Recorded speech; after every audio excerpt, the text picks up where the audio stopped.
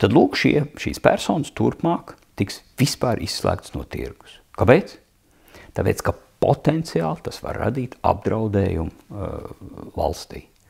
Nu, un arī šobrīd, vēl pirms 3. lasījuma, ir vairākas personas, Krievijas pilsoņi, iesnieguši savus iesniegumus ar lūgumu tomēr pārskatīt normu, kā piemēram kāds Aleksandrs raksta, ka vēršās ar lūgumu pirms 3. lasījuma mainīt savu viedokli Saeimai.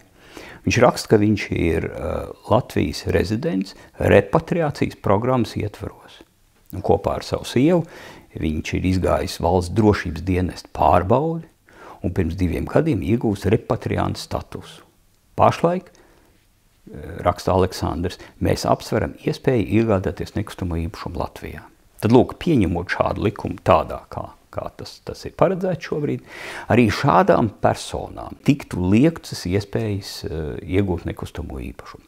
Tas ir diskutabls jautājums. Pieļauju arī, ka komentāros man kāds varētu kaut ko vienu vai otru viedokli aizstāvošu uzrakstīt. Redzēsim, kāds būs 3. lasījums. Šobrīd izskatās, ka Aleksandram iespēja tikt pie nekustama īpašuma tiks liekta.